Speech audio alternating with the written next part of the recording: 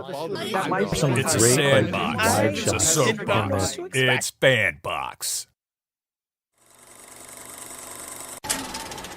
Welcome to the Real Study with your hosts, MrSniDBitS, Because I do think the movie is good. I think the lighting is struggled. I think the cinematography is okay. BlackGirlMarvel, Follow us on everything because we will find you. Allthemoviethings, so many like young filmmakers and indie filmmakers took it and just like went with it, and it became this thing. JeannineDaBean. So that's what the story is, and then the film goes about answering that question for you. And me, the Real Study movie voice guy. I don't know if it's good or not, but I'm going to watch it. I'm going to try it. Produced by Hyena. Let's go to the poster wall. Hello and welcome to the Real Study. It is our annual Christmas episode, and we will be getting into those movies in a moment. But with me tonight, we've got BlackGirlMarvel, JeannineDaBean, and all the movie things here to celebrate this Christmas episode with us. We are going to be doing Jingle All The Way, which is, of course, the Arnold Schwarzenegger classic from the 1990s, and then the newer Better Watch Out horror film. So a little bit of comedy, a little bit of horror, and some stuff in between. We will be getting to The Old Guard 1 and 2 next month, and then Days of Thunder and F1 as well. Before we get into anything else, though, we're going to move over to the main wall and hear from Lala about social media, and then we will get right into it. What's up, everybody? I kind of say it like that because that's how Gru says it on Despicable Me. So I have a tendency to do that now. But anyway, make sure you follow us on all social media, folks. If you are watching us right now live on Twitch, live on YouTube, possibly TikTok as well, you should see above that we are on all those platforms. Yes, we're also on Blue Sky.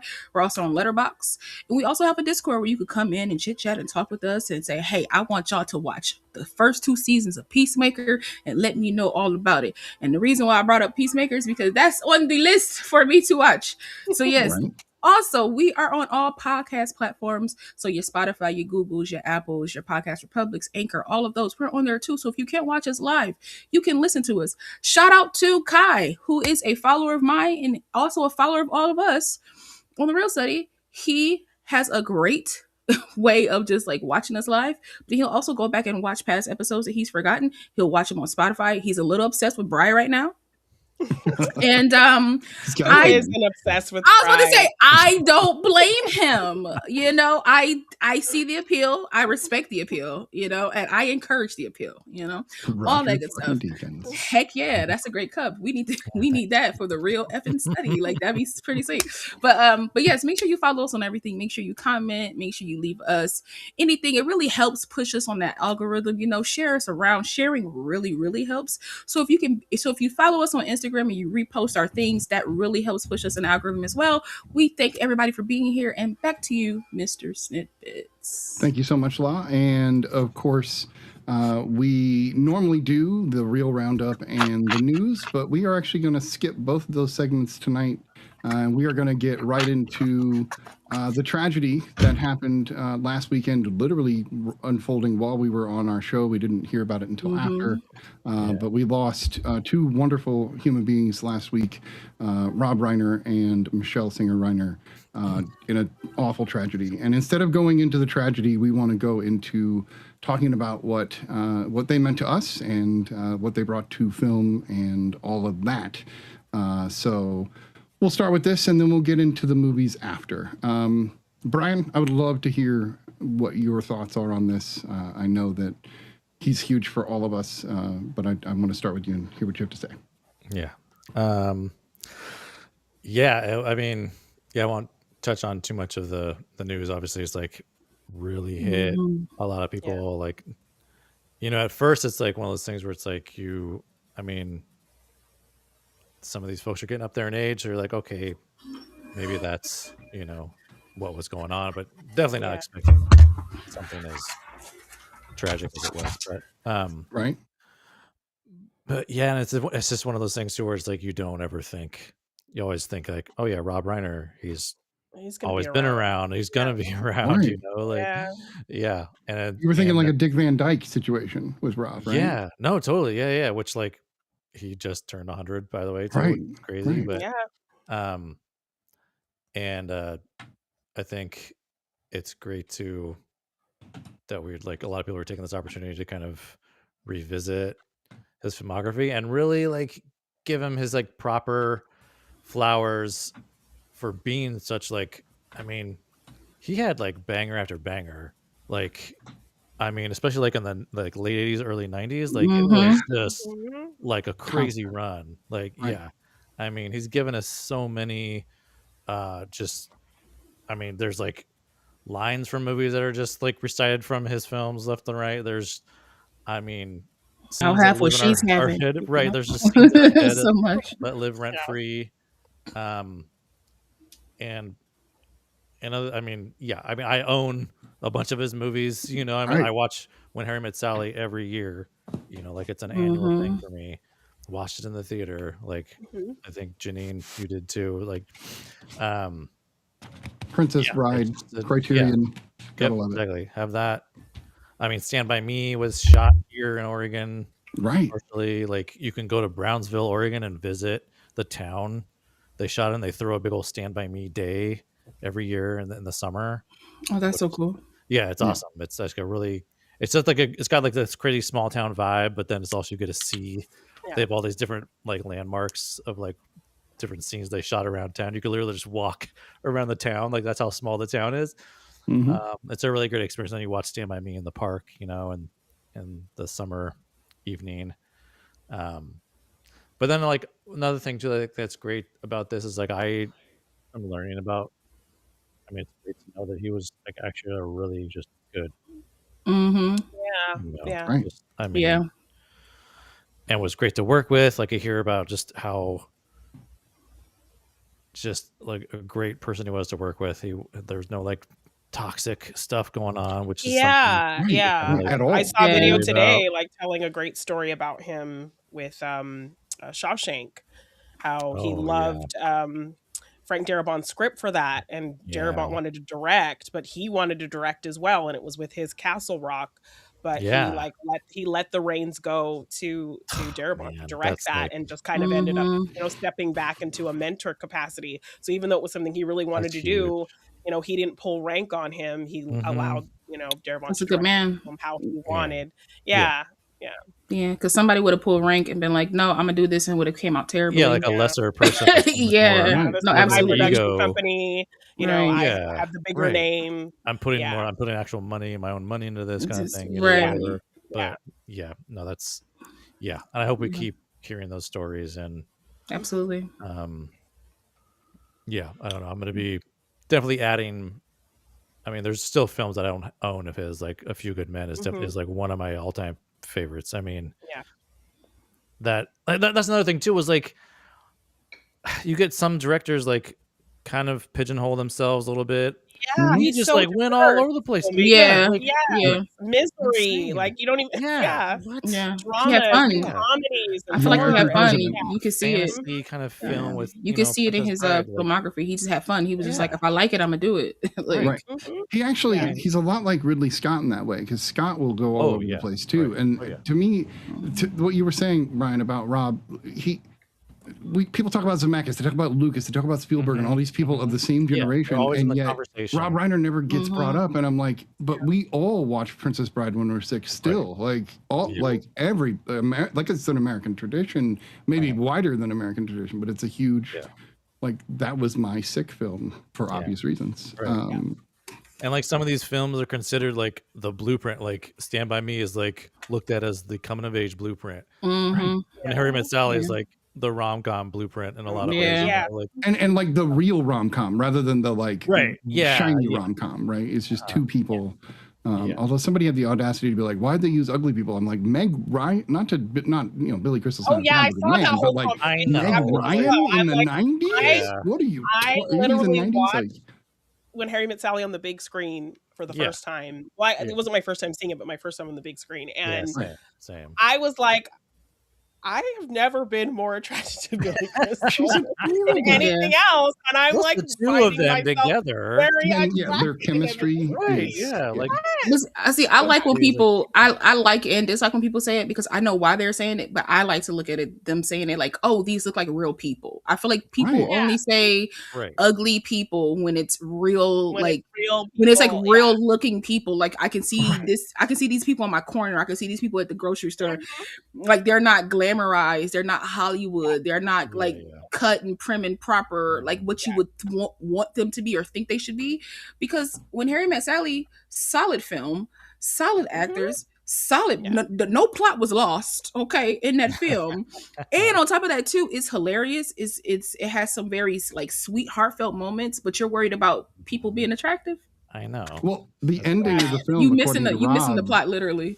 right? The ending of the film, according to Rob, was actually changed because he had met Michele, and so he actually was like, "No, let's change this ending because Yeah, he love had a more is real." cynical approach. Yeah. Originally, right? And that's to me the like first. the epitome of like life imitates art or imitates life, like however you want to word it, because like Right.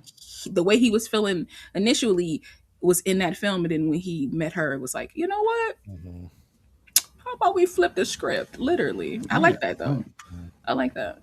I think that A Few Good Men is another good point, Brian, that you brought up, because you're taking a script that is from one of the heavy hitters, if you will, with like really extreme dialogue, and he managed to Sorkin. make it seem seamless. Like he put Sorkin on film like Sorkin would put Sorkin on film. He was just like, there it is, and it worked. I actually just heard a weird, and this is totally an aside, but it's about A Few Good Men. I heard a Kevin Pollak story about Jack Nicholson, and like you want to hear what did he call it? You want to hear well, not intense, but surreal. You want to hear surreal, and he tells a story about Chinatown. You should go look it up. Oh yeah, but like to manage people like Jack is kind of my point. On a film like A Few Good Men, you've got to be like a sweetheart almost to be able to work with people like Jack, but also work with people like Kevin Bacon who are just more down to earth. And like, how do you balance that? And Rob always balanced it, like always.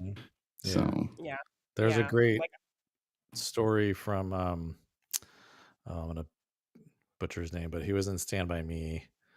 Dang it, what's his name? Sorry, I'm looking it up.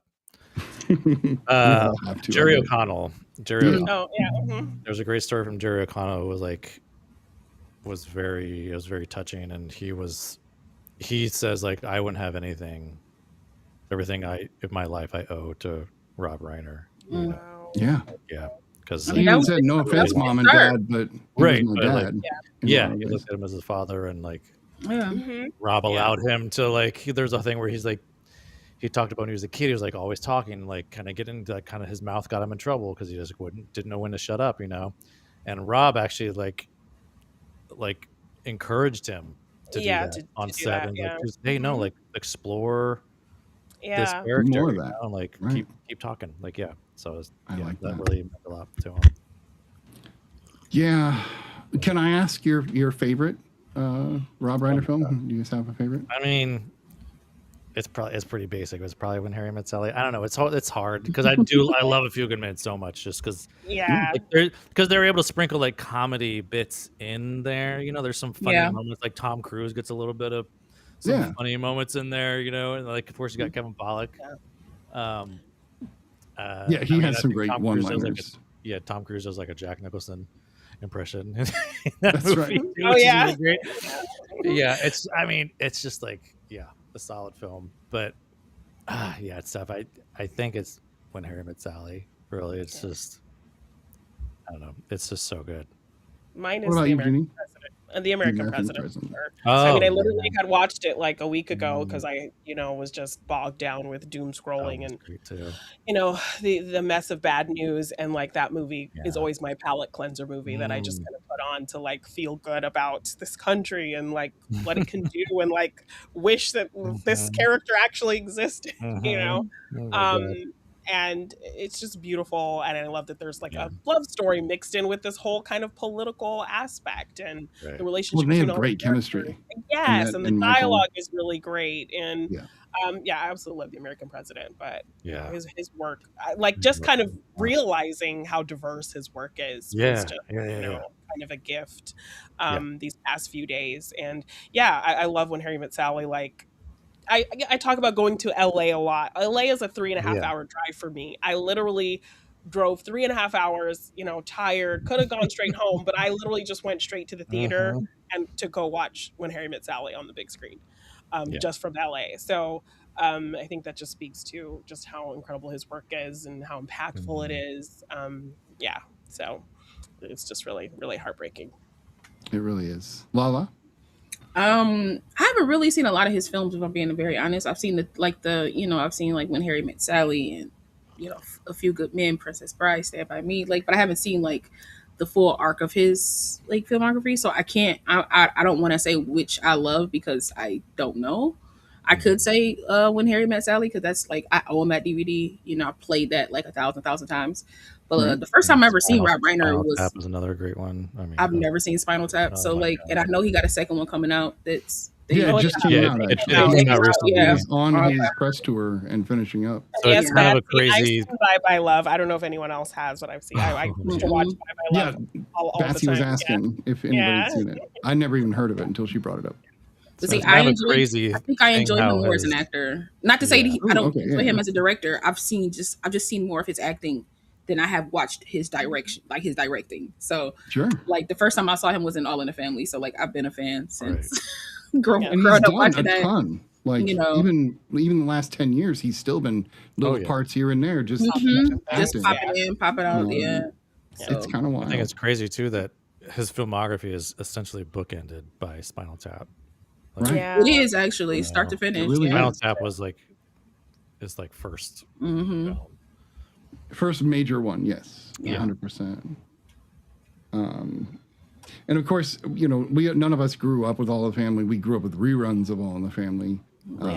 But I still feel like that's the same thing. Meathead, I mean, it's an American, it's an iconic show for the country. Whether you got it during this run or whether you picked it up later, you still, whatever age you were, I still feel like you kind of grew up with it. Yeah, just like Lucy or Three's Company or like all the classic major sitcoms. But he's, you know, to me, he's right up there with Jack Tripper. Like he's Meathead. Like everybody knows who the hell that is. I want to do what we're doing though and talk about the good and the wonderfulness that he left behind. And Michele, she also. Not only did they meet on Harry Met Sally right around that time, but she also produced and worked on a lot of his films alongside him the entire time. So a lot of what we see is also due to her. And besides, they say behind every good man is an even better woman. So like, you know, we might be getting a great Rob because Michele was right there. So I don't want to not discuss her as well, but I don't know her as well. I don't have a personal take on her work, but she did contribute 100%. Any other thoughts other than this is awful and sad and hard to deal with in a lot of ways? No, I think, well, there's a book out that recently came out also from Rob Reiner, and it's all about,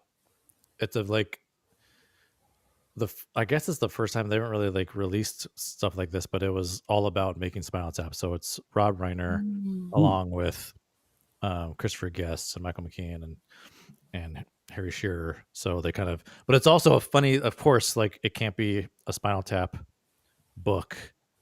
So it's like two books in one essentially. So you turn it around. So the regular way is like the actual behind the scenes men, the story of making Spinal Tap. From the actual film perspective. Then you turn around and it's the characters. It's a Spinal Tap book, but from the perspective of the actual characters. The actual characters in the movie. Yeah. So they all kind of reprise their roles in this fake book about Spinal Tap. So it's a mock you book. Yeah, it's a mockumentary. It's basically a fake. Yeah, which a lot of like rock stars have said, like, this movie is way too accurate to like what be a we actually mockumentary. deal with.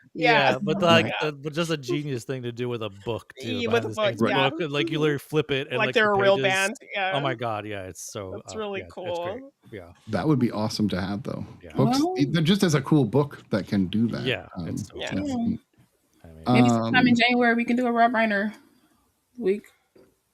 Oh, of course, Yeah, we yes, could do we a whole absolutely should. month of Rob. Yeah, we could, and just one movie a week, like really focus in. We'll talk about it. We will definitely be doing something. All right, we do miss you, Rob. I hope your kids get through this. It's gonna be be hard, but I hope everything works out for them, and I hope justice is served. That's just my take. We're going to move on, though, because this is heavy. So we're going to move on. We do have 2 movies that we are reviewing this week. We have 2 completely different Christmas movies. Absolutely, yes. Right. We have Jingle All The Way, of course, the 1996 comedy starring Arnold Schwarzenegger, directed by Christopher Columbus. Produced by Christopher Columbus, directed by somebody else. Brian. No, I think it's like Brian Levert. Same guy that did the Flintstones. I know that. And we're going to Brian Levant. Levant, that's what it was. Yeah, Brian Levant. And then, of course, the late, great Phil Hartman in this as well. Janine, I know you got some wonderful trivia for us. Let's hear the trivia. Real quick, before Janine does trivia. Yeah, sure. Who picked Better Watch Out? Me. Yeah, I got a bone to pick with you, but continue. Yeah. We will talk about that in detail. All right. Okay.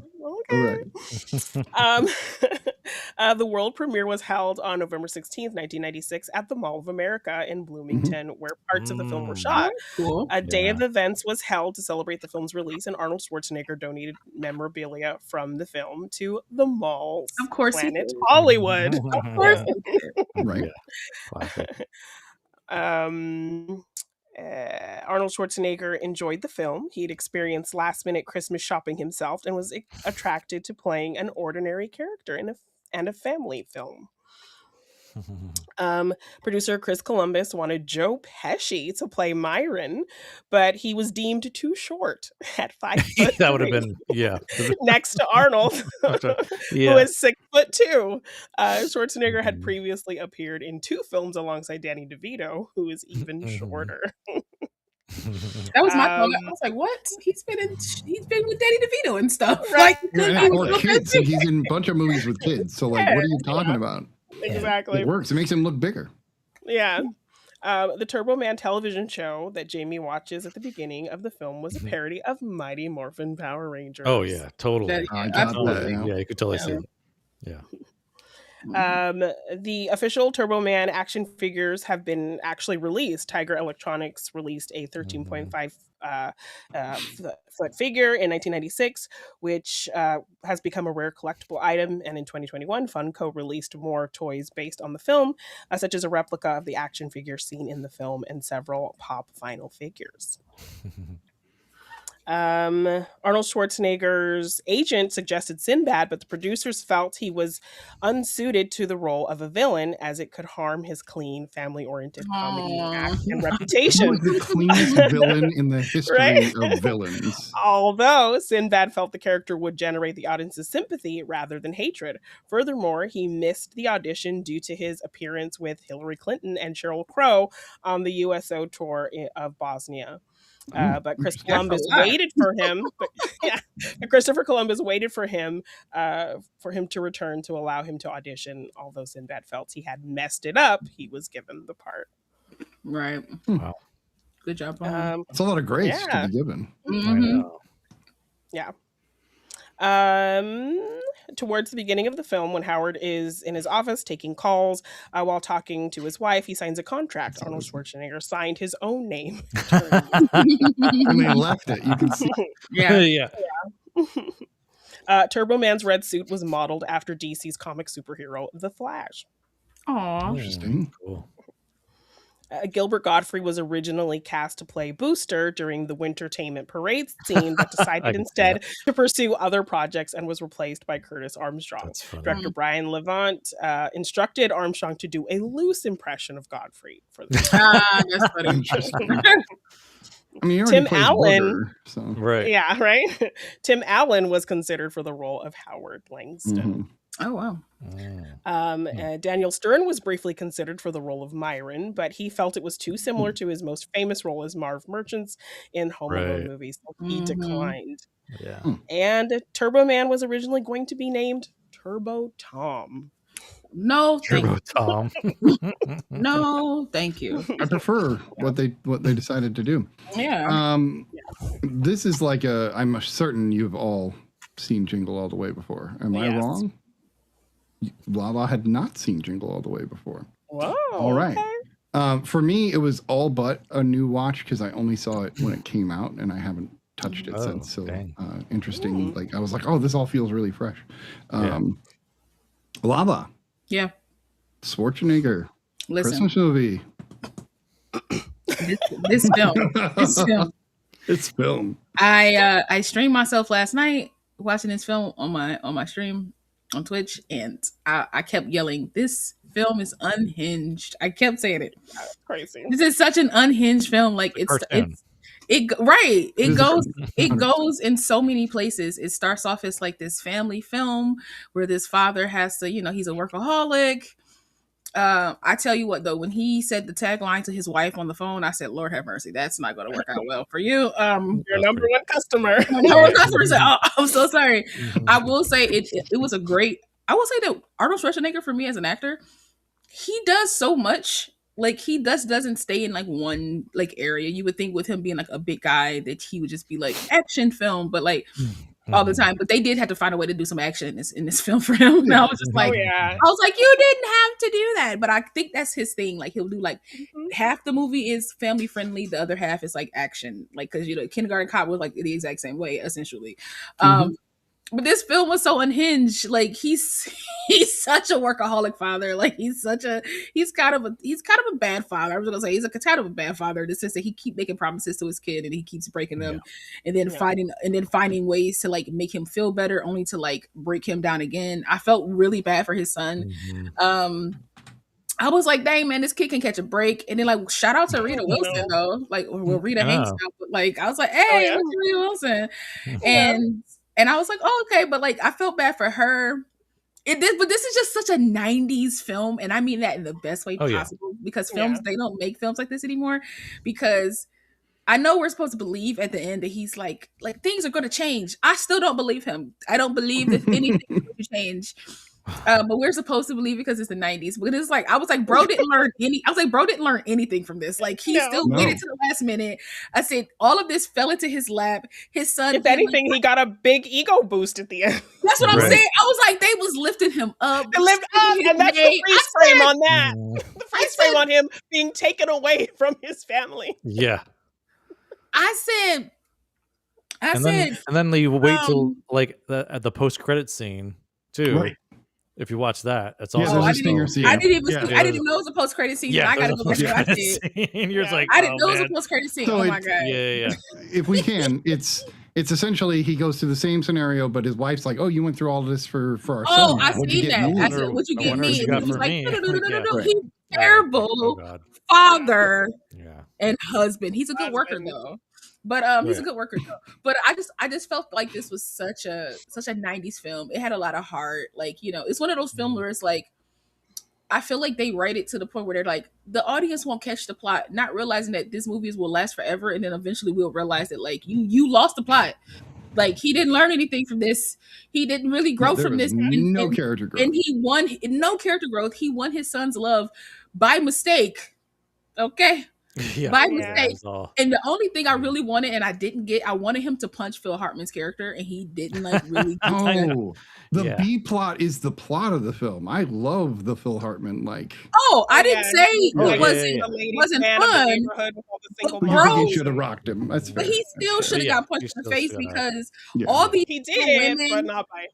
Right, like all these single women. Like I enjoy Rita Wilson getting the comeback on that, like hitting him with the eggnog container. Yeah. You know, I love that. But it was like, bro, you have all these women checking after you. You going for the married woman? I was like, yo, he needs to get decked in the face, like really, really hard. But I will say overall, shout out to Jake Lloyd. He was so great in this film. He was so cute and he was so sweet. Like I felt so He bad learned that like something by the end. that's good, baby. Come on, like at the end, he's like, "Well, maybe it's me. Like my dad. Like I yelled at him. He felt bad for yelling at the man that this been disappointing him. He's such a sweet kid, and then at the end, he's like, "I got the real turtle man at home. You go ahead, take this to your son. Mind you, he gonna be in jail, but still, take this to your son. I guess, however you can get it to him." It's a '90s movie. He's not actually going to go to jail. They just detained him for a little bit. Charges, yeah. They're not pressing charges. He'll be fine. I thought it was a fun film, but I will say it's unhinged in the sense that it goes from like this like family film to now he's on jetpacks and he's Turbo Man himself. Right. I said, how in the world is this jetpack actually still working? How does all these like the boomerang works, the little slip disc work? I said this movie. That's why the other guy got hurt, because he was using an unhinged, unusable suit. Like that's why he had to step in, because the suit was dangerous already. But it was like he didn't know anything. He was like the nitrous gas. With this. I was like, what is happening? I was like, this movie is unhinged, and I'm here for it. I enjoyed every bit of it. You know, just because I nitpick stuff don't mean I don't love it. Like this was still really good. This was still like a lot of fun. Like I said, Arnold Schwarzenegger can go from like Terminator to this. Like he might not be your favorite actor, but I still feel like he's a very interesting, fun actor in the sense of like the roles that he picks. His face, he does a lot of really great stuff. He does, like when he was at the bar? Like it's like my brain is dying now. But like when he was at the, I think when he was talking to Myron at the diner, and he was telling him about like the last time he remembered his son being happy, and he was like, I was the hero that day. Like I genuinely was like, oh my god, he sold this so well. I was like, Arnold sold this scene, like the way he smiled, he lit up. You could feel like he was really reliving it. I said, "This man is an actor." Okay, I enjoyed it. Jingle All The Way was great all the way, so it was nice. I love it. 911. Yeah, I think Myron was one of my favorite parts of the film because Sinbad had some of the best lines. Yeah, shout out to Sinbad too. He's so a lot of that was ad libbed, and it was apparently both of them ad libbed a lot. Nice. Yeah, from what I cool. Very, very funny. I said that on my stream. I was like, I feel like down. No, I feel like put the cookie down. Sinbad, like a lasting line. Ad libbing a lot. Oh yeah. Also, the fact that the president was actually a bomb at one time, I said, "What is this film?" So I know. Oh my god! And then his reaction to it. Right. When I saw the footprint on the guy's face when they first go into, I was like, "Oh, okay. This is the type of film we're dealing with." Yeah. Footprints on that's where it like is not goes normal. into cartoon territory. Right. You know? No, absolutely. Yeah. Like this cop just goes through all these different things, and he's still like always there. His hands are just wrapped up. Like, no, he would be in the hospital. He just absolutely he's in the parade. Like, but he's got to salute him at the end. And I know. That poor cop. I actually feel bad. I literally was like, this man should go to jail. I yelled it on my stream like 3-4 times. I was like, he needs to go to jail. He assaulted a child. He assaulted like multiple children. No, I was like, get him, mom. Like that guy is touching your kid. Go after him. Like property. He's assaulted a cop multiple times. I was like, this man needs to go to jail. But since he's Turbo Man, everything's okay. He's Turbo Man. All you gotta do is do Ferris Bueller, get into a parade, and you're good. That's all you need. Yeah, you're square. In an 80s or 90s be a movie. part of the parade. The movie's setup is really strange because it tries to set up this typical like he's a regular dad, and it's hard to buy Schwarzenegger as anything but like somebody who's going to just rip your arms off. Watching him as Commando and then seeing him as I'm like, those are very different. So it took me a little while to get into the movie, but once we got to Sinbad's, being there and throwing the jokes, I started a ruckus laugh. I actually started laughing a lot throughout the film, and I felt like anytime the movie stopped and tried to take itself seriously is when I struggled with it. So every time it was the family stuff and him talking to his kid, I was like, all right, Schwarzenegger is not good at this part. He's not good at the soft, tender dad moments. So in that way, I think maybe Tim Allen could have done a better job. But I think the funniness would have been lost that he brings, because he has a comedy about his personality, his movement, his voice. Yeah, exactly. Yeah, because comedy. it's the juxtaposition of what we always know Arnold, in his usual genres, and him being physically just massive, and then his accent. They use that as I mean, they give him lines.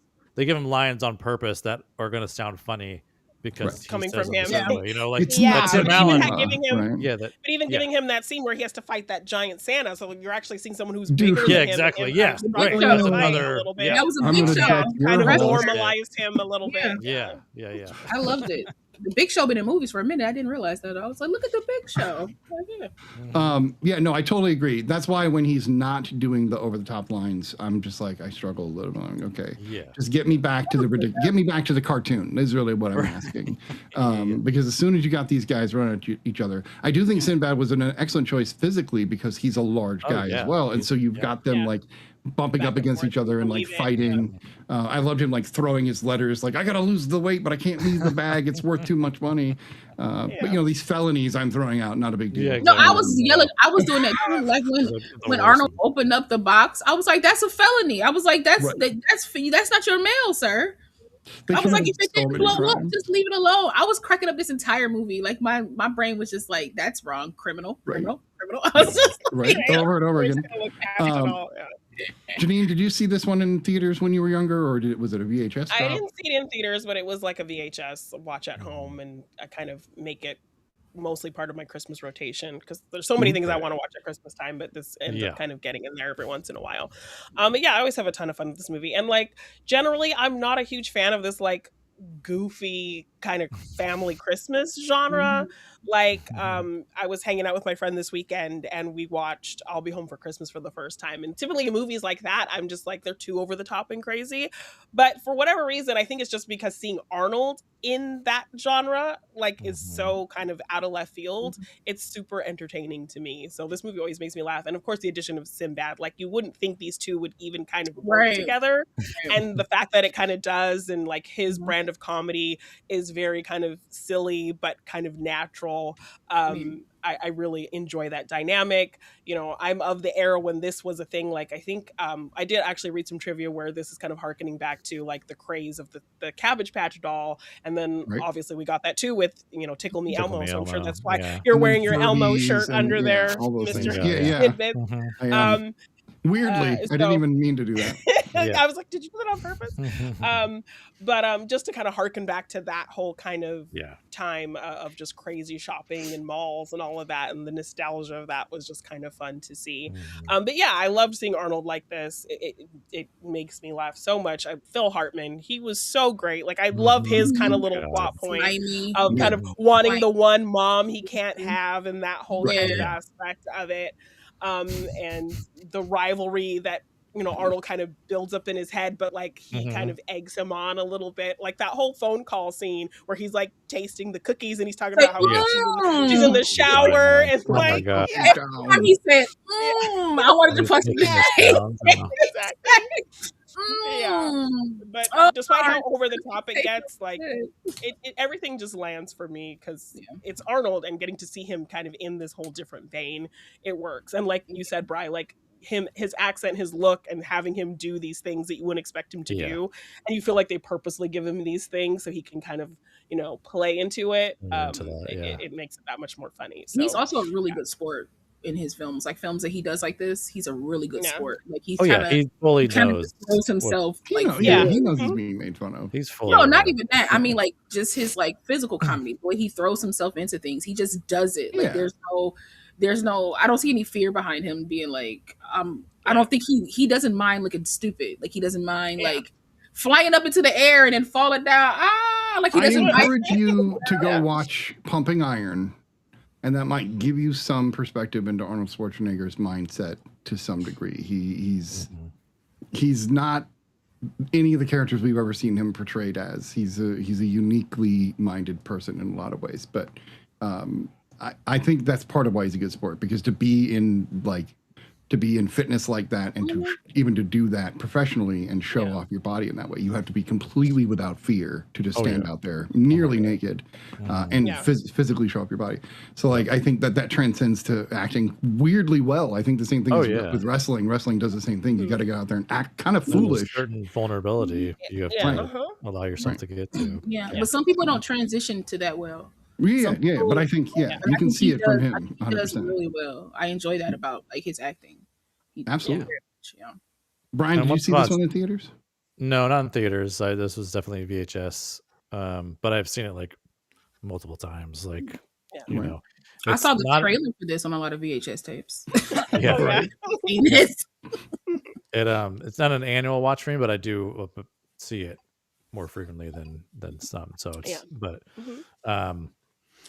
so I did see this. Last time I saw this was last holiday season. So this one's always pretty fun to see. And like once upon a time, Arnold was, he had a reputation. And he's done other comedies prior to this, of course, but I think too, like some of the points we were just talking about where he kind of allows himself to like, physically get into these and be funny. I think he's allowed to get there because he finally was like, oh, okay, he's had a series of successful comedies up to by this point, where once upon a time he was afraid to do that. It's like, I don't know, I have a certain brand, like, and his agents were kind of like worried about that too. And finally, I think we owe it to whatever first comedy he finally started getting into to see him in Jingle All The Way, But this thing is bonkers. It's totally nuts. Yes. It's like, I see Sniddy, I see what you're talking about. Some of the Family Man stuff can be hard to buy at times. Like I kind of cringe when he like puts on like the purple belt and tries to like as like a headband and like does like the karate stuff. Like, these very like stereotyped kind of things. I'm like, oh, I don't know. But there is definitely some stuff. I mean, the whole bomb thing is very much like, oh my God, like we would not, I don't think we'd see that today. No. Oh my God. It was but they played up as cheese, and like, okay, he's got a cartoon bomb. He's like a Wile E. Coyote, the cop was.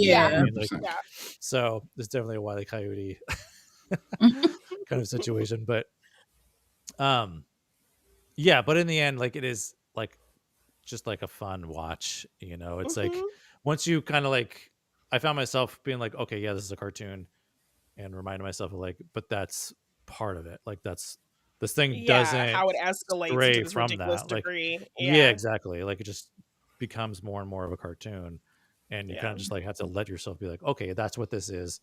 This world, it's a thing I talk about all the time too, where it's like, as long as a movie sets up the rules of that world, and they don't deviate from that, then like it can be believed. 100%. I mean, no matter how ridiculous it is. So they don't stray away from this. They further into it, right? Cartoon. They show you in the first, like when he's watching that show, like that show is lunatic. Like that show is silly, and then you essentially get that show in the real world with him at the end. They kind of replicate it with the lines and dialogue. And it's just as silly. So it's like they kind of keep that in bounds in the whole film.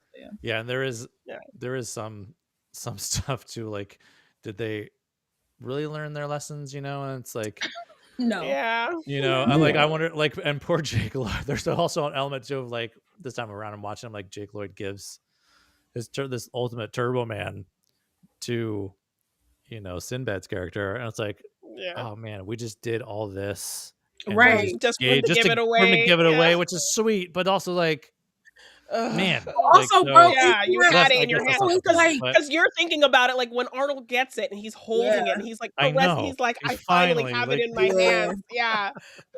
But also at the same time, he was able good to like holiday message. Of course, but the kid is always shown to be better than his father, so it's so just makes sense. So it's hopefully. Also, I wanted to know, how did I miss this? Y'all let me know if I missed this, because I have a tendency to blink, I guess, and I just don't remember something, or some movies will do that to you, though. But how did Myron know where he was?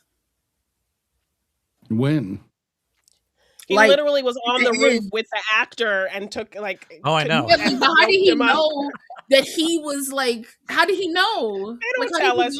It's the cartoon of it all. It's okay. I was just making sure that they don't tell you how he knows. I was like, how did you know that he was even here? So we haven't seen him even. Yeah, I don't know if he heard him talking about getting to the parade with his son because he had said it on the phone a couple times. Yeah, because when I was watching it, and then it was like he was like, "Hey, don't forget the the guys are coming, like the Dementor or whatever is coming or whatever his name is." And then I saw him get punched. And I was like, it got to be Sinbad. I just yelled. I was like, I haven't seen him in a while. I was like, it has to be. Yeah, exactly. I was like, who else is it? I was like, it's not the cop. The cop wouldn't do something like this. I was like, what other antagonist is in this film? And I was like, it has to be Sinbad. And it was Sinbad. Yeah, they like build up to the reveal that it's Sinbad. I said, where did this man spawn from? They have to have a final battle. Yeah, they had to. I said, he just spawned out of nowhere. I was like, what is happening? Sir. Yeah. But yeah, I was just like really like, what in this movie is just escalating into some crazy degrees. Yeah, and then that line that Booster says, I'm just like about like a dog sweating in a Chinese restaurant, because I think I read a trivia where it was like in some versions that they showed on TV they took that line out. And I'm like, that's good. I mean, it was a couple of things in here like that Sinbad would say that said it was like very topical at the moment, where I was like, ooh, that didn't go well. Like when when they were all going for the balls and he was getting trampled and he was like, Rodney King. I was like, King. Oh man, yeah, that was 4 years prior. Yeah, I was like, sir. I was like, that like we could have. But it was memeified at that point. That's the thing. Like memes were a thing even before we knew they were memes. And Rodney King definitely got memeified. Hi, Lily. Thanks for joining us. Hello, Lily. We love seeing you here. It's weird because I was actually just talking about how all sorts of things, like even Schwarzenegger is like memed like wildness across all of before we ever got to the meme. He definitely was it.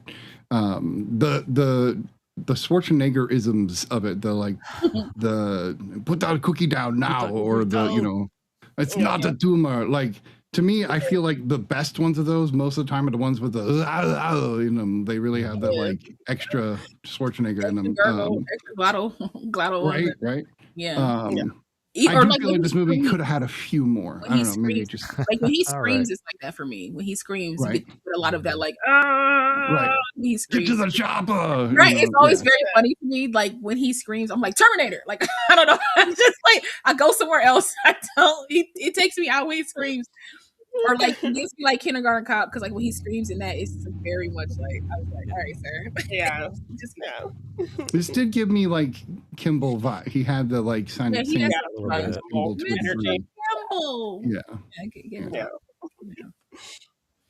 Yeah. This movie. Yeah, if you want a live action comedy, cartoon, live action cartoon. You can watch this. Army of Darkness, very similar. I feel like this is very last action hero-ish.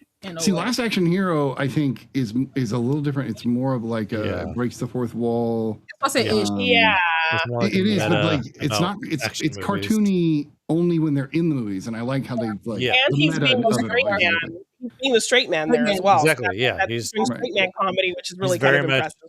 In his kind of he's very much more in his element. Yeah.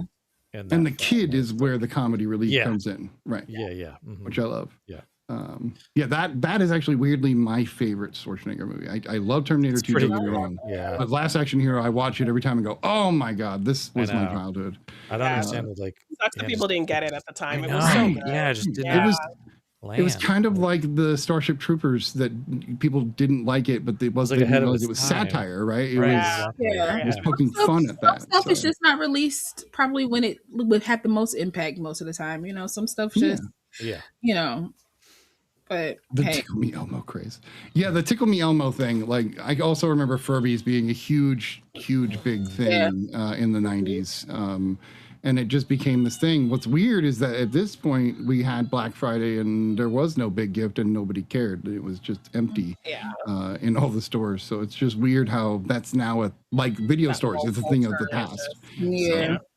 I mean, things are more so like online now. I don't have to go far for my special thing, and then we don't even really have like things like that anymore. Like we don't have like I mean, I guess like the Labubu was something like that. Like that was like a weird craze that people like went a on. We blip don't have though, them. too, like, Yeah, but we don't have it. Like you they know. don't last like Tickle Me Elmo. No, Like that's Tickle the Me Elmo thing. lasted for Right. like a while. years. Couple Yeah. years. Same thing with Cabbage Yeah. Patch Kids Cabbage and Patch Yeah. Kids. Oh, Yeah. yeah.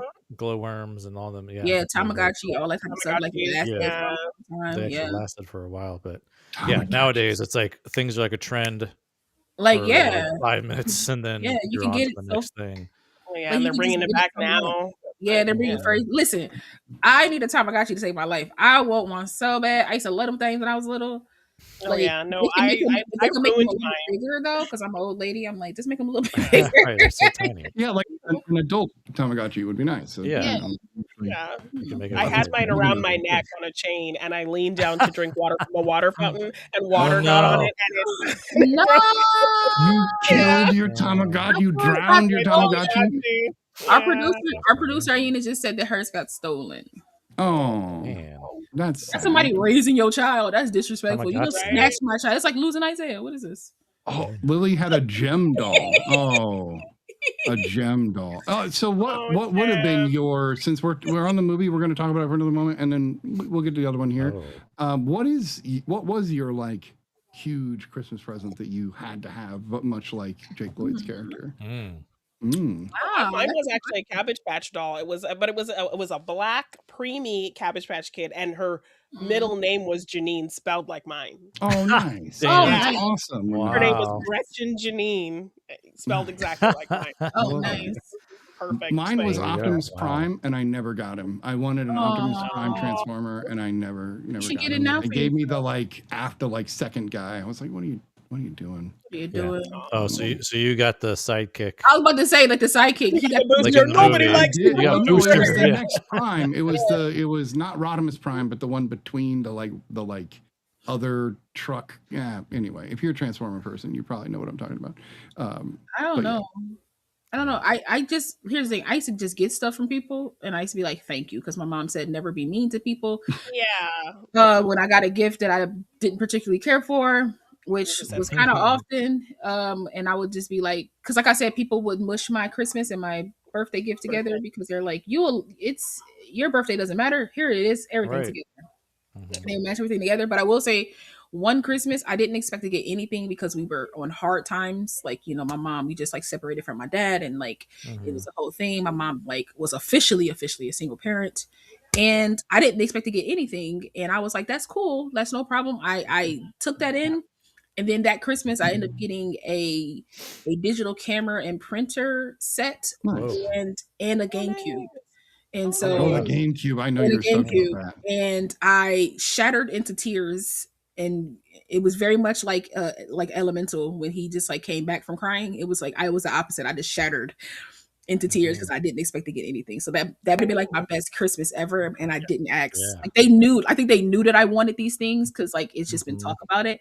But so that was like my best Christmas of So yeah, I haven't had a Christmas that well since. Yeah. So yeah, How old were you that year? That's cool. I had to have been like 12 or 13, something like that. Yeah, something like that. So yeah, like freshly moved out of my dad's house. So yeah. Oh, that's fair. Brian, do you have a Turbo Man toy or story or something along those lines? Yeah, I was fully engulfed in Batmania in 1989. I had, anything Batman I can get my hands on. I was like, but the big thing, and it was a Christmas too, and I remember like I actually just was just talking about this. There was a Christmas. I really wanted, the only thing I really wanted, I had some of the Batman figures at the time, like there was a Batman, there was like a Bruce Wayne where you could snap on his, stuff. So it looked just like a Michael Keaton too. It was like a Michael Keaton figure, and you snap on the suit. But there's all these different versions of Batman I have. So I had a few of the figures already and a Joker. But the big thing was the Batwing. I wanted the Batwing so bad. That's the only thing I wanted. It was a massive thing. It was huge. And then I saw this massive box under the tree. I'm like, that's got to be the Batwing. I was just telling myself, it's got to be it. And I like lost my mind. It was the Batwing. And it was like, it was such an awesome toy too, because it had like a pistol grip underneath it, so you could fly it around like that. Oh, nice. You didn't have to like actually Oh. physically hold it. You could just, and it had like a trigger on there. So when you pulled the trigger, like these little pinchers would come out of the front of the I think I remember aircraft. seeing that toy. Yeah, Oh, and so you could like cool. grab a figure, or you could like, because like in the movie, that's what he uses to like grab all the balloons. Grabs all the Yeah. balloons. Had Yeah, that. 100%. Oh my god, yeah, it was so cool. So Did you that was, ever like, blow my up favorite. balloons and like? No, capture them? never did that. Try to but grab them? Yeah, Oh, yeah. That's hilarious. I wish you still had it. We could just like I we could know. film it. And put it I on do have TikTok the now. Lego Batwing though. That is Ooh. a massive. Nice. Yeah, We got to get you a little helium and like 10 balloons. Yeah. and you can recreate. A friend the of Lego mine, whole a Batwing. friend of mine has that. He has it displayed on his like yeah. thingy or whatever. It's pretty sick. You can hang it on the It's wall. pretty sick. Yeah, Yeah, That's awesome. it's pretty It's sick. pretty sweet. Legos have gotten Love it. insane since Oh we were yeah. kids. Mhm. I Yeah. remember it was just a little castle set. Oh, I know. castles, knights. They had like you a know? medieval set, a space set, Right. and like Look, you it's got a know, like, Right. sword. the city little set. horse. Like yeah, You know, yeah, city. Oh, roads. it How was all novel. super basic. Yeah. Like, Now yeah. it's like Yeah. No $9,000 licensing. Millennium Yeah, Falcon. just Like, started. oh, Yeah. I don't have that kind of money for plastic. Sorry. Yeah, $300 for Totally. a set. Yeah. Right. All right, let's rate Jingle All The Way. We can talk about Better Watch Out, which apparently Janine better watch out for Lala's opinion on this film. We'll get into that though. So let's rate the film. Lala, what do you rate Jingle All The Way? I'll give it a solid 8. I enjoyed this Hey. very much so. Yeah, That is a high rating for those that Yeah. don't know Lala. That is a pretty high rating. solid. I will give it a 7, and it's only because the family moments drug it down for me. I still think it's solid. It's worth watching, but those were like, those were just they kind of pulled me out of it a lot, and I was like, can we just get back? Yeah, to the Aina high left point? too. So Exactly. Yeah, right, exactly. everybody left. I know everybody left. Janine, what do you think? I always have fun with this movie. I give it an 8. All right, an 8. And Brian. Yep. Also an 8 from me. All right, I am the evil Minority. stepchild. Apparently, yeah. I'm terrible. I'm always voting wrong. It's fine. The menace. Yeah. Right. I do like that. I like that. Yeah, Snitty the Menace. Byron of the group. Yes. I am. I don't have the big brain though. I need the Aina, big what do brain. you give Jingle All The Way? Yeah, you throw that in the chat for us, Yeah. or You know. say it because we can hear you, of course. She said you get cold for Christmas, sir. Yeah. She wasn't able to watch them this time around, remember? That's right. Oh, That's she right. wasn't? She Oh, my bad. She, Yeah. didn't have a take on it. Yeah. All right. So that is Jingle All The Way. We're going to move over to the next movie, which was picked by JeannineDaBean, and she's going to have some trivia for us on this movie as well. This is mostly remembered. unknowns and an unknown director. Congratulations. Say it again. You said you remembered. Congratulations. I did the second movie. Yeah, I remembered. Thank you know. for that. It's been I a finally trend. remembered. Right. I'm trying. I get it eventually. Old brains, you know. So yeah, let's hear the trivia.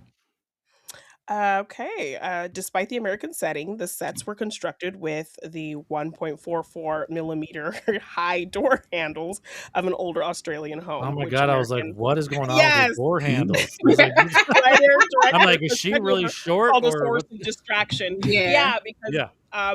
it had Australian she is funding, short, so but it was yeah. all Not of that that was short. set. Backyard. Okay. Crazy. Oh, wow. Full okay. house. Wow. That's all wild. set. They did it on the Fox lot in Australia because it got Oh, Australian wow. funding. Yeah, 'cause she kept going here to do the door. I was Yeah, like, so the set yeah, designer Mhm. did stuff for like Mad Max and stuff. So yeah, he did all of that. So I guess he That's did so it for funny. Australia. I want doors like that so- now. Okay. You know, so but speaking of that, of the 7 key cast members, Patrick Warburton and Virginia Madsen are the only ones from the U.S. The rest of the actors are Australian. Nice. Olivia DeJonge and Ed Oxenbould also start together as siblings in The Visit, if you didn't notice that. Mm. The original title for the film was Safe Neighborhood. It was kind of a... That's a lie. Okay. Safe Title. Neighborhood. Yeah. He ends up saying that in the film. does have to It's do like, it's with- a safe neighborhood. Like he says that. Yeah, he Yeah. does say it. Oh, Yeah. yeah. Peter They, Griffin went, they "Aw." screened it. They screened it, and someone was like, oh, "That's such a lame title." Yeah. And changed it. Right. And he, Absolutely. Titles are so important. Oh, So yeah. important. Selena Gomez was interested in playing the role of Ashley, but opted to focus on her music career and then an upcoming tour. Thank you. Thank you. No disrespect. but Thank you. No disrespect. Right? Yeah, I don't know. Yeah, what no you're disrespect to her. Like I don't think it would have worked. what this girl did, I can't quite see. Like, yeah, I just can't. Yeah, I can't picture her. Yeah. Along with the flying paint can, Luke makes another reference to Home Alone when he mentioned the neighbors are in Florida. In Home Alone, the McAllisters' neighbors, the Murphys, were also said to be in Florida for Christmas. Luke's dance with the baseball bat is an almost perfect mimic of Alex's dance from A Clockwork Orange. Interesting. He would like that film, wouldn't he? Yeah.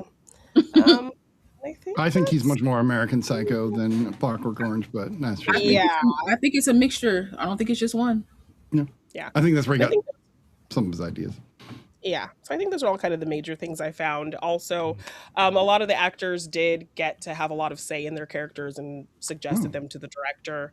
Olivia DeJonge, like, she almost didn't do it because she had just done The Visit. She had done like a couple horror films, so she didn't want to do it. But he had talked to her about her character and said that she was going to be able to have kind of the resourcefulness and the vulnerability, but also the strength of Ellen Ripley, and so that is what ultimately got her to the role. She was like, "This is my aliens." She's like, "This is my aliens." Yeah. There's an Elvis connection as well. Let's hear it. There's two actors in this film that are also in Elvis, the boss. Baz Luhrmann. Cool. Yeah. Olivia played Priscilla. Priscilla. Oh yeah. And then I can't pronounce his first name. Dockery Montgomery was also yeah. This was his first Did he film. play a young Elvis? Really interesting. Okay. No, he was like part of the comeback special and bringing him. He was like a producer or something that he worked with. Like I was like, wait, Tom Hanks' character didn't like and everything. Yeah, I still got Elvis. I heard it's good. I still haven't seen it. It's the only Baz Luhrmann film I haven't watched. Which is weird. Yeah, it's gorgeous. Yeah, that I don't doubt. Absolutely. These movies are always really beautiful and full of wonderful music, for sure. So this was my first Better Watch Out. I assume So 3 no Better Watch Outs. So I want to ask this because I already know there's a negative opinion floating. So I want to ask this because I think we should start with the positive and then move to the negative. So Brian, did you have a positive or negative view of the film? Okay, I also had a negative view of the film.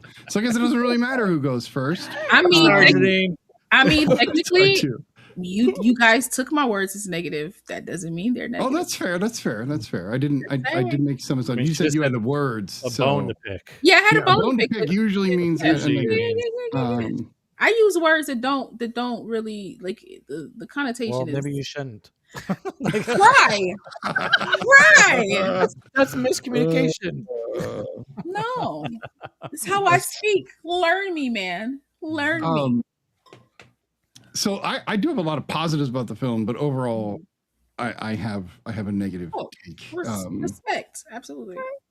So, well, here I rarely do this. I'll go first. Heck yeah! Come on. I rarely do this. So, I think the production is beautiful. I think it's a well-crafted film. I think there's a fun play at Home Alone going on here. I think there are things about the structure of the film that could have gone differently that might have given it more strength overall.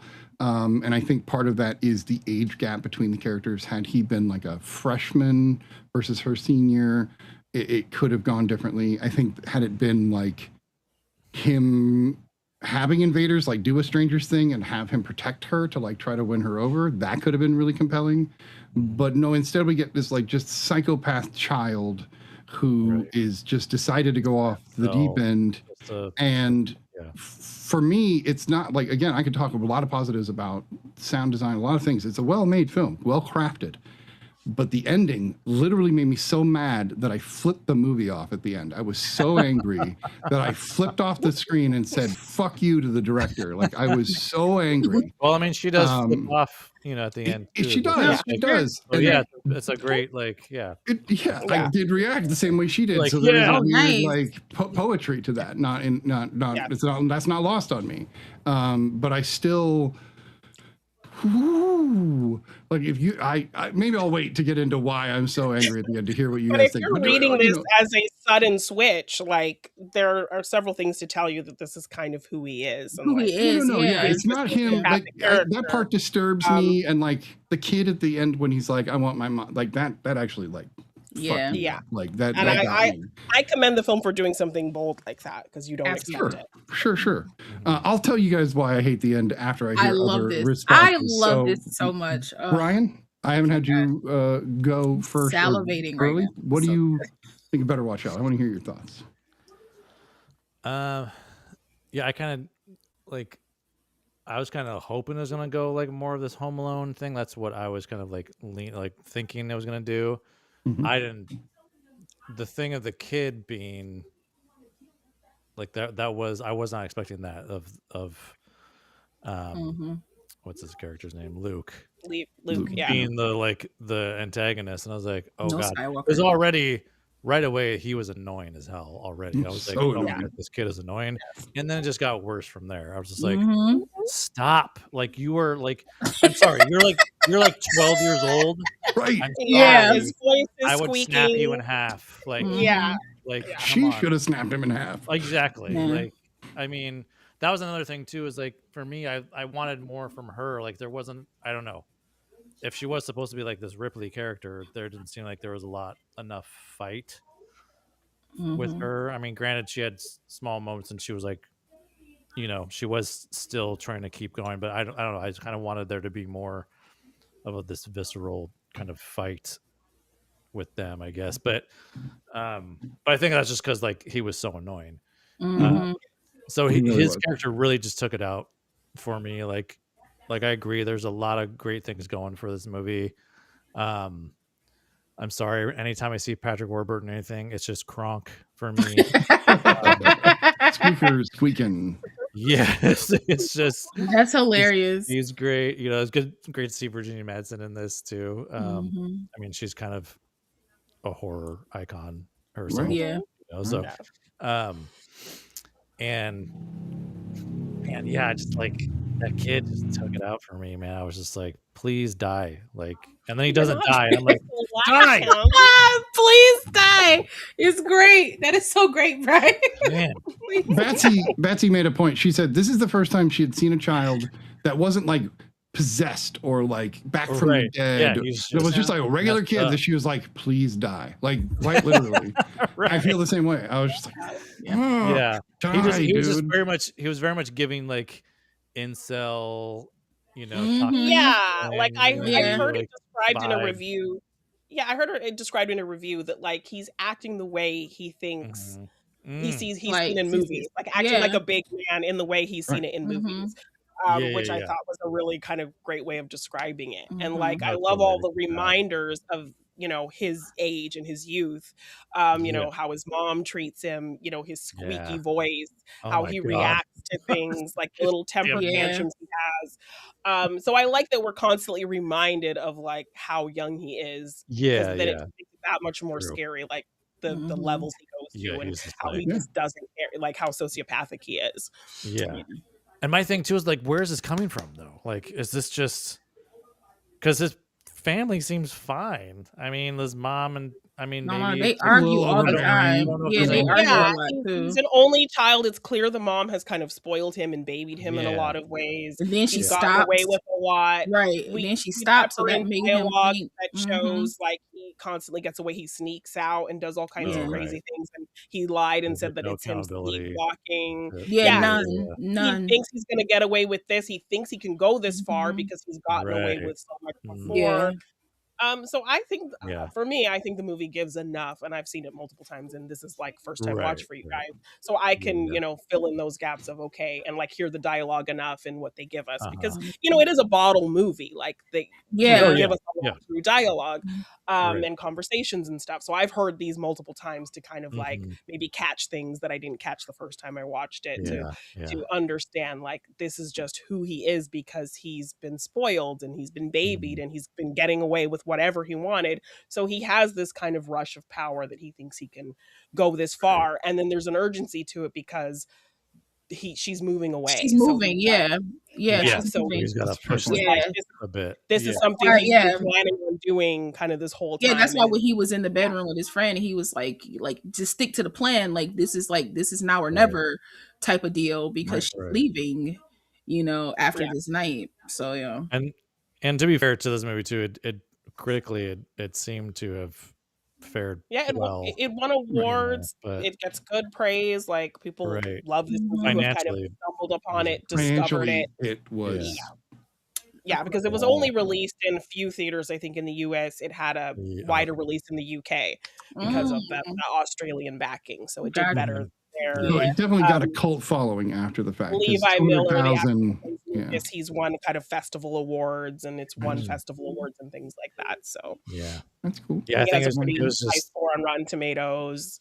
Yeah, it's relatively. It's like in the 80s, I think, which was again like. Yeah, it's just that kid took it out for me, so I couldn't pay attention to the other shit. You're not supposed to like him. So funny. They didn't. I don't think they made They don't make the protagonist likable enough to offset how annoying he is. How annoying he is. If she was that, like he was saying, if she was much more like Ripley and like badass or like sassing back even harder, maybe like I could see like it would push it back. But yeah, he overfilled the annoying cup, I think. Yeah.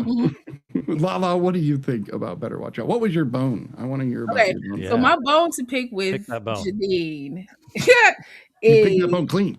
Is, ma'am, where in the lexicon of your brain did you slip this film in here? Because like and you own it too. Right. What part of you was like, I love this movie. What part of you was like, we need something to go with Jingle All the Way? Well, I didn't love the names. That. Like they're both from did it songs. He liked the song. He liked the lyrical. Sniddy All the Way to go with it. Yeah, I like when she said it, I was like, oh, that's perfect. And I didn't even know what the movie was. I was just like, because when I was talking to Aina about a pick, I was trying to think of another Christmas horror. But then when I mentioned it to Sniddy, he kind of went on the lyrical path. So I was like, okay. I gotta find the snip from my stream. So the bone is with where I was like, Janine, I'ma talk to you. That's funny. Like I think I called you out on my stream. I did not craft this pairing. Okay. Yes. Okay. But I did like the idea of doing another, because we did a Christmas horror. Me and Janine did Christmas horror last year. Because everyone wasn't there again. They weren't. So. That's true. That's true. We did Black Over Christmas this and we time. did. I don't remember what the other one was. Krampus. We did Krampus. So. Yeah. You are wrong. You are wrong. Okay, so I actually love this film. I thought it was great. I thought it was great because it just like it. I agree with you both where you thought it was about to be this one thing and then like that's why I love it. And same. And that's why I love it because that twist was so unexpected. Because the moment they went into the attic, which I thought was a great callback to her being like, why would you go in the attic? And I was like, they about to go in the attic. I was like, somewhere around here to go in the attic. When they came out of the attic and he went, stay right here, like I gotta get my dad's gun, I knew something was wrong. Right. I was like, something's off with this whole thing. And that kind of made me excited for what was actually about to happen. Because, and then when they went into the closet and he was like, I got the gun and I'm gonna get, I was like, I was like, something's wrong. I was like, either he planned this. I was like, because I was like, nothing about him in the beginning showed that he had this confidence. And I was like, where is his confidence coming from? I was like, something's up. So when it came out that like he staged all this, I was like, that makes all the sense in the world. And then when it switched to him just being a little psychopath, I thoroughly enjoyed it because you don't see movies like that anymore where they make kids psychopaths, like The Good Son and things like that. You don't see movies like that anymore where you don't need a reason for them to be that way. Right. Like you don't question it when it's an adult killer that's right, when it's an adult character that's a psychopath. So like, and it makes sense to me that like you're not questioning why Michael Myers comes from this like I won't call it a tumultuous family, but it comes from a family where like it seems like he gets whatever he wants, but also he's kind of cold. His parents argue all the time. And she's like, what are you guys doing after the holidays? He's like, probably more arguing. Like he's already cynical about his parents. About And so his like relationship, he doesn't really emote like that anymore. So like this little psychopathic child that realizes that he's a child, but also believes that he's smarter than everybody else, thinks that he's going to get away with these things. I thoroughly enjoyed that he was like, oh, but I also love the cross of him still being a child. Like, you might be very smart, you might be able to play chess with people who playing checkers, however you want to look at it, but you still a kid and you're still moving like a kid. You're still talking like a kid. Like, your brain still like is on kid mode. I do agree. I do wish that the female character was a little bit more tough. But I also understand that, like, it felt grounded. Tied up most of the time. No, she was tied up. Right. And she's known him since he was 8. So I feel like there's a part of her who feels like she can talk him down. Or he'll let her go at some point. That's the point I was getting to, is the fact that, like, I really did want her to be a little tough, but they grounded this in a sense where they were like, she's not understanding fully what is going on. And she's like, I've known you since you were a kid. This can't be you. Like, let's just talk about what's going on. So I get her like kind of pausing like the full blown like alpha female, I'm gonna get this little kid up out of here, because she's like, I've known you since you was a kid. I've never seen an inkling of this. What is this? So I mean, I kind of do get the whole like just a little bit, if you're gonna quote and say that she's kind of like Ripley-ish, which I think in the resourceful aspect, like we see her trying to do, like thing she with see the her flashlight. cutting, like she see her thing with the flashlight. You see her try to cut her. She like is trying to make noise. She knocks her chair back. Like when the she chair, realizes I liked what he the wants chair. from I her, liked that. at the end, when she realizes what he wants from her is like her to be scared, she completely shuts down. Yeah. No, like she has her moments. She has her moments for sure. But I do and even how she saves her own life at the end with the I do get like, you know, day. I do get like the whole like comparison to Ripley, because I don't say that and then kind of like she's kind of mild throughout, and then she gets like one solid part at the end. So he like framed my it that thing way with the vulnerability and the resourcefulness is kind of the two key things he kind of posed at, like the Ripley traits, not like the, you know, badass. I'm not saying she should have a flamethrower or nothing like that. Well, like I want whatever age she's at. I do too. Burn that house down. Right. Want her to come in There was a more mech fire in Home Alone. I'm just saying, like there was more fire. Yes, that would have been. I wanted her to like build a mech out of that lawnmower. Lawnmower. Catapult that he built in the backyard. Oh my god, the catapult! I was thinking like you couldn't just throw a brick. Right. Well, he had to be present in the room. Well, he's 12. No, he couldn't throw a brick. That was too heavy for him to throw. Was like, so at that point, I don't remember. Was the friend in there when the brick was? The friend was there too. Okay, So we had to set it up so that, like, because this was the that was the plan. Okay. That was the plan. Like, because I totally forgot about that part. I was like that was the plan. Both of them were there because she asked Garrett, like, what were you doing in the backyard? And he's like, I wasn't even back there. I was just messing around like in the front of the house. Right. So, and like, I feel like I like the Garrett character. I will say I agree with Snitty. When he died, I was like, that hurts a lot. That was so hard. I was like, that hurts a lot, because you could see like he was coming around. Yeah, but like you could see him even in the beginning when they're in the room where he's like, "Yo, can we just like chill?" I didn't expect it to go this far, and you he was like, I got scared. I think is what happened.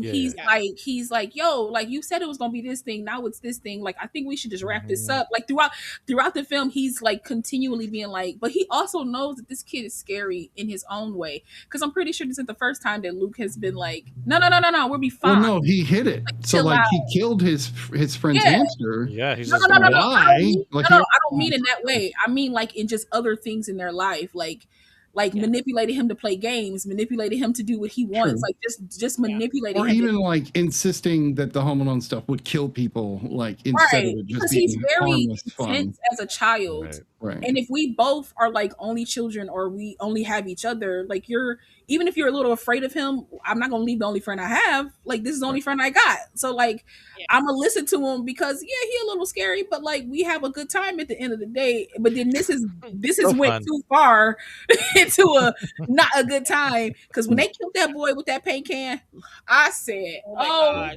love how that kill was shot as well. Like, you're just seeing the yellow mixed. You see the yellow mixed with the red.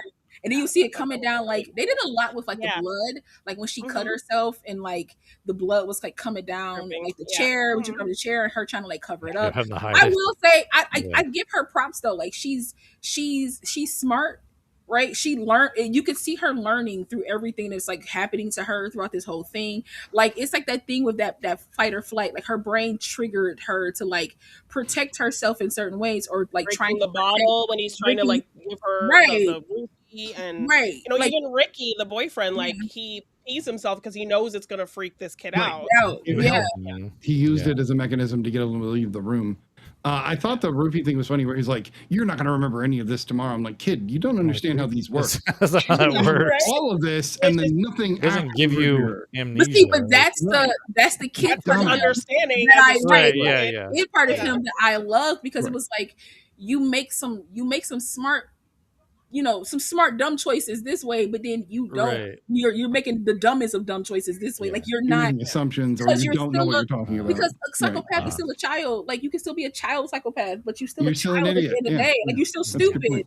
at the end of the day. So to me, it's this film is similar to what's that film with Mr.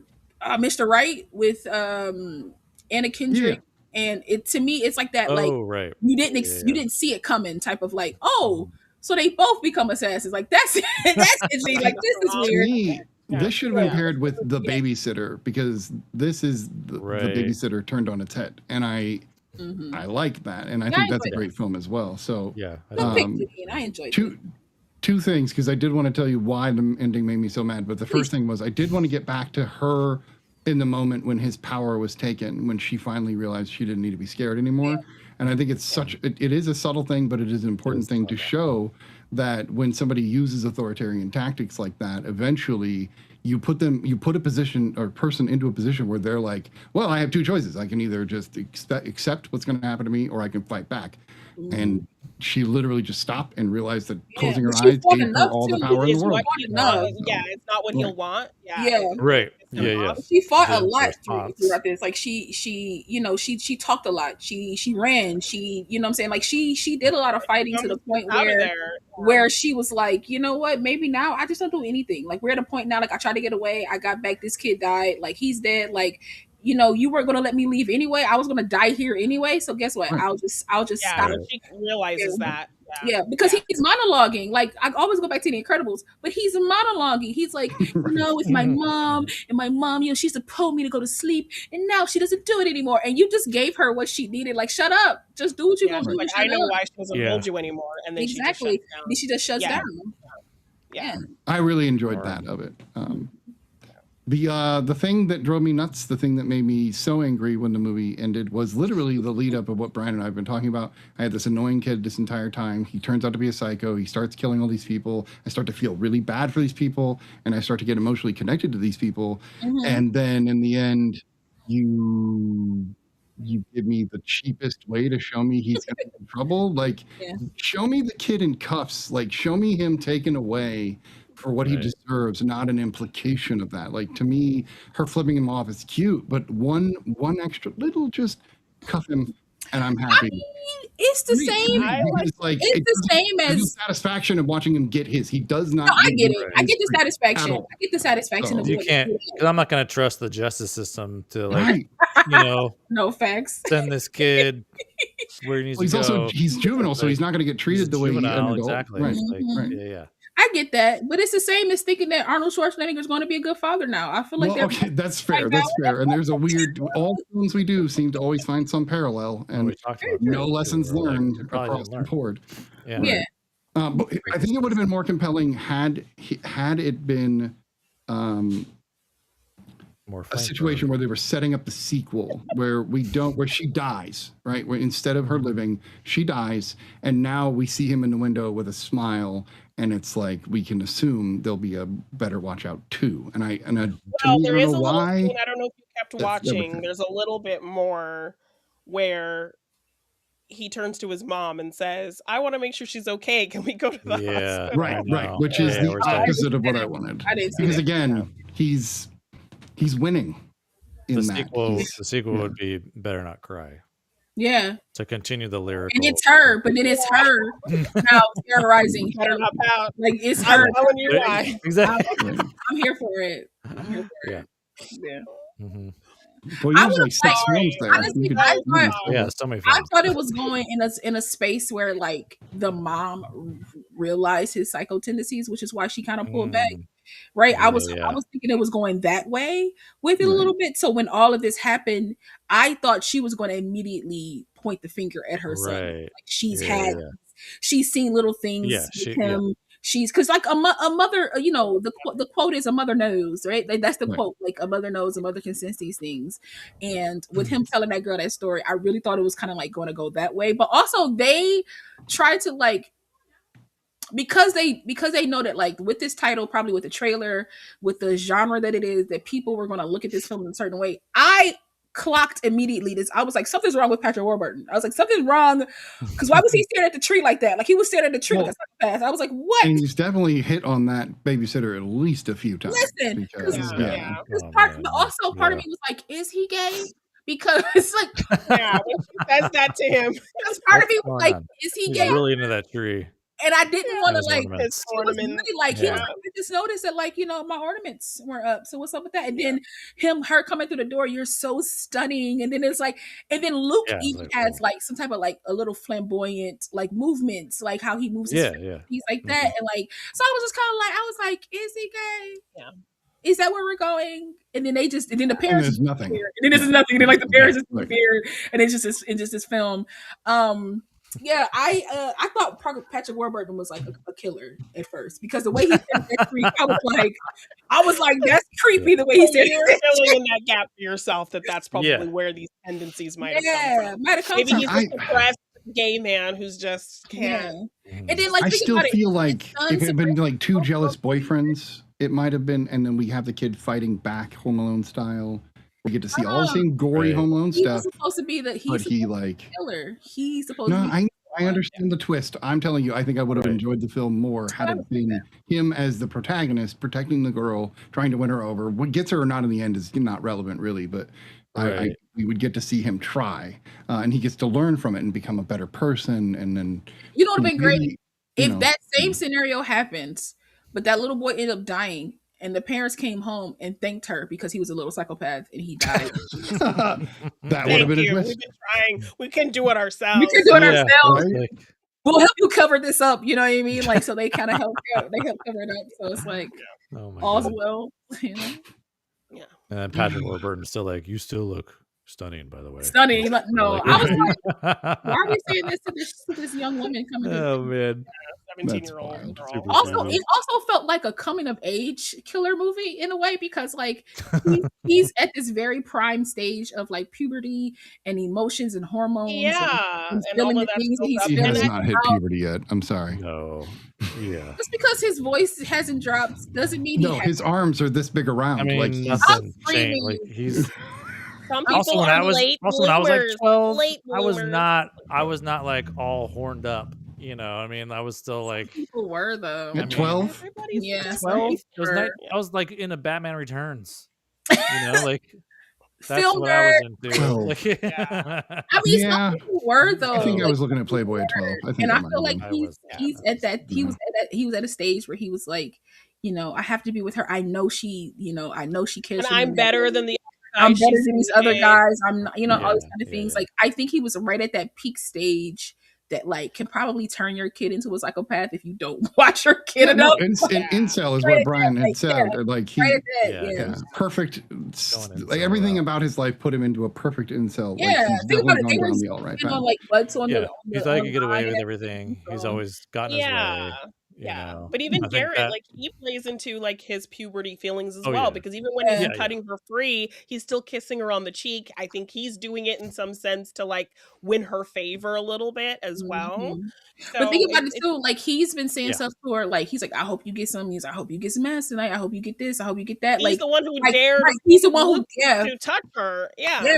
And then No, he's he like, was "What not about me?" He was like, completely "I'm only innocent in that here." aspect He's like, "I'm either. only here to fill her up too." Essentially, like, he was like, "Why are we doing this if I don't get a Yeah, piece how of come I action don't get a too?" turn as well? Yeah, so Yeah, I mean, I he was know. not. Like, it's these like young boys hormonally, and it's only Garrett who was just like, "Hold up, I have better control of my emotions, of my hormones." Whereas Been this. Luke Right. is just free as a bird. Yeah, and what made it even kind of creepier and scarier is that these kids actually looked their ages as opposed to like Absolutely. Yes, Oh, yeah. they really did. Olivia Yeah, yeah. DeYoung's character is 17. found it. Sydney Prescott, Nev Campbell is supposed to be 17. 17. No, yeah. she's 25 easy. She's got that So- Elizabeth Shue thing going on to some degree. Yeah, like, yeah. She's 25 Yeah. easy. Sydney Prescott. So, and I did appreciate the filmmakers for not making anything uncomfortable by actually like shooting things in a way that don't Yeah. show that this Yeah. actual minor would be Yeah. doing what they're implying that he Yeah. would be doing. So, Exactly. anyway, I know that we probably have a little more we could say, but I do want to get to the rating because we, the Real Study, are going to hang out without you all for a little while. Yeah, little tonight. office Christmas party. Have some Sorry. Christmas, party. So we're gonna cut it here, but I do want to get the ratings, of course, and then we'll mention again what we're doing next year when we come back. Let's see. I guess I did go first. I'll Yes, go you, first. sir. So, this is tricky. Endings are so big for me. I'm gonna start hard out the gate. It's a 5. I will never. watch this Wow. again. I am so I didn't unhappy with expect the a ending 5. on this I film. totally Yeah, did not expect a yeah, 5. it's a That's 5. crazy. I gave it as many positives as I could, and I do still hold to those. I like all those things about it, and I think if you're a horror movie fan, check it out. Like you may or may not like it. So, all right. I feel like this could be a good gateway horror for some people. But continue. It could be. Brian. Yeah. I won't go that hardcore on it, but it's it's going to be a 6.5 for me. It was just I'm sorry, Janine. I'm sorry, we hate your movie. Maybe this is the No. Christmas show you should have missed. Yeah. No, I think you would have said positive things about Black Christmas and Krampus. So Yeah. Black Christmas. He's like, I'll never suggest a film ever again. Yeah, so I'll never suggest a But, film. No more- I no will more say classics. though, like our track record though is pretty good. Like there's rarely films that I don't like that you're suggesting. Very true, because y'all pretty That's much, true. bonded like twinsies. I mean, and I'm, also have to shout out to Janine for my new shirt. Chefs do that. Chefs do that. Yeah. They do. They don't know. They don't know that. Yeah. They don't know They Janine. don't know. No. They don't know. They don't get it. What's it Long from? Kiss Goodnight. The Long Kiss Goodnight. Long Yes. Kiss Oh, yeah. Also a Christmas movie. I do know that. I just This didn't movie, remember it. me and Yeah. Brian very much enjoy. That's Yes. a great one. Yeah, absolutely. So Lama, what do you rate better? Watch out. I enjoyed this a little bit better than I enjoyed Jingle All the Way, I will say. So I give this a solid 8.5. there you Oh go. wow. 8.5. I enjoyed this film. All right. Yeah. And Janine. I give it a 10. I love this movie. Oh, All right. I like it. I didn't see that coming. Pull she had back my to 5, balance it out. so- It's probably normally an 8 for her, really, and then she's Yeah, like, Yeah, she's and like, I "Yeah, just fight upped that it. five," That's to right? yeah, like exactly, yeah. defend my pick. Right? I get it. I have been there. I know. No. I If was you'd shocked been here by back the in the twist. Matrix It got episodes, me. No, I you enjoyed this. would've I been like like, films that No. don't go the normal route that you Yeah, think that they're going it to did go. all the things I didn't expect it Yeah. to do. And I If, enjoyed if I wanted to see all the things that you guys wanted to see, there's a movie for that. So That's that's fair. why I love That's this fair. movie. And I I- think I want to go I find that movie. I just do. like the twist. I like the twist that this little kid is crazy, and because I don't see kid crazy films a lot, and I think little kids are crazy, honestly. So I It thought can be. I mean, absolutely, That's for sure. and adding the fact that they say that there is like a psycho gene, that there's some people are just born with it. Why couldn't a kid be born with this? And so I think that's a good play on it. So Patrick Warburton is gay in the film, and his father is someone else. So that's what you're saying. No, It was bad joke. no. So overall, I it's somewhere in the I middle. it away. I do agree. I do think that Patrick Warburton is gay. And Wait, so in the movie. Character or no, I'm Yeah, I was sorry. like, I'm not sorry. going forward. This is I live. My don't bad. know, but I don't think his character in Better Watch Out, please. Come on, you guys. He has like come on. I think he is. I think his character is gay, but he's like suppressing it, which in turn, like his son has learned to suppress himself until now. Like, so I feel like it's a generation of. So you're saying a generational trauma of a gay man in the closet forced his psycho son into the closet of being a psycho. Yeah, as a psycho. Yeah, until like now, because think about it, his whole thing, like there's been instances of it, you know, but he's used them to like fuel his relationship with that girl. So like he killed the rodent. I can't remember the name of it. He killed that thing, but then cried to her about it.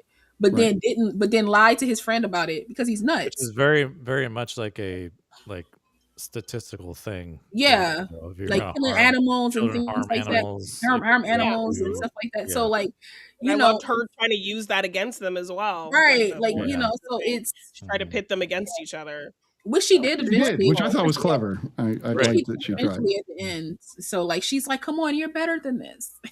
And if you just didn't kiss that girl, maybe you would have still been alive, my boy. Like you just let your intrusive thoughts win. You let your intrusive thoughts win for that one time. And when he called for his mama, I almost broke down. I said, "That's he did not expect." I got misty.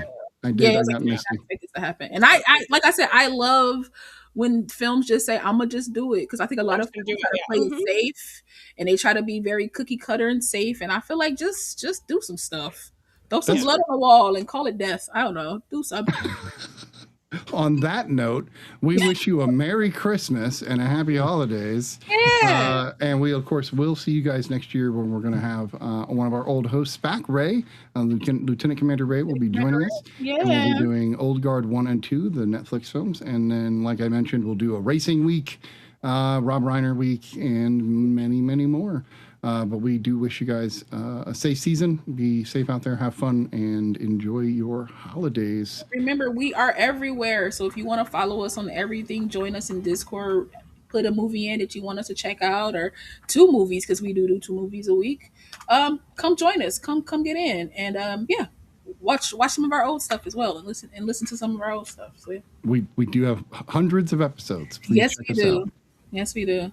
And happy Christmas, everybody. Happy Christmas. Happy Christmas. Lala said doo-doo. Yeah.